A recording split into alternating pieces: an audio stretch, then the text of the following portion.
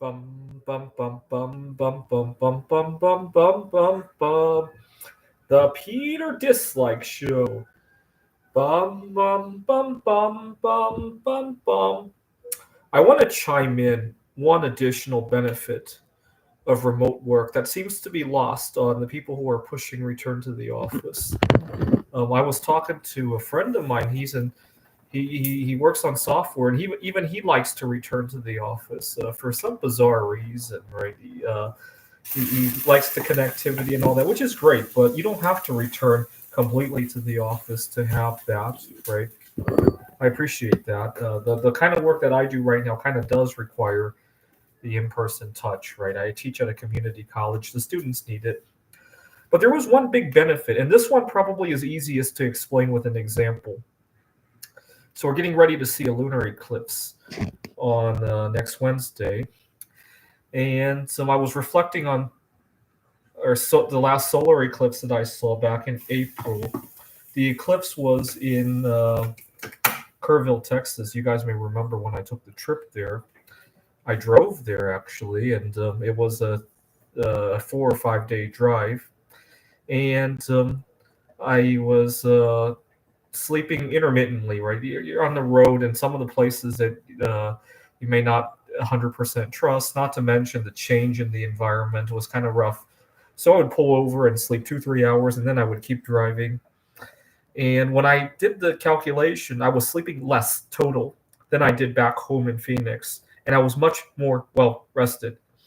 And so I read a lot about this stuff online. It's called polyphasic sleeping. I kind of did it accidentally that time. I like to be more intentional about it. I've done it a few other times besides that time, actually. During COVID, it kind of also happened by accident as well. Not to mention other times when I don't have the opportunity to sleep 8 hours in a row, right? There were times where I lived out of my car. There were times where I didn't even have a car to live in. And I would sleep like that kind of schedule. And I would sleep really well, actually.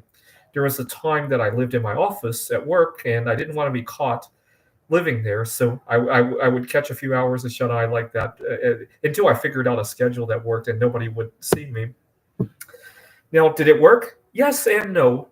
The problem is that I have never figured this out. And if somebody can comment on this and figure it out, please leave a comment because nobody seems to be discussing this. I'll let you pause the video for a second to think, why did it not quite work, even though it worked?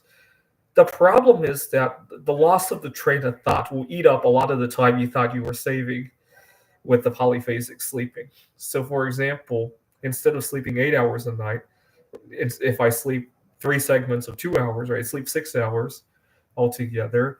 The problem is that every time I get back to what I was doing, right, you'd have to have a pure manual labor kind of job for this kind of sleep schedule to actually work the way you think. And even then, it might not, because if you're on the job site, you might not have a comfortable place to sleep, right? It's not like you could teleport. The time to travel to somewhere suitable to sleep might just eat up whatever you were saving, right? This is something that never seems to be addressed.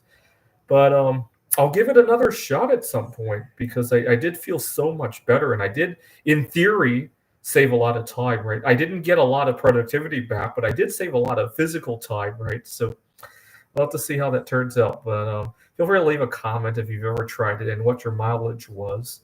This is the Peter Dislike Show. Bum bum bum bum bum bum bum bum bum bum bum bum. The Peter Dislike Show. Bum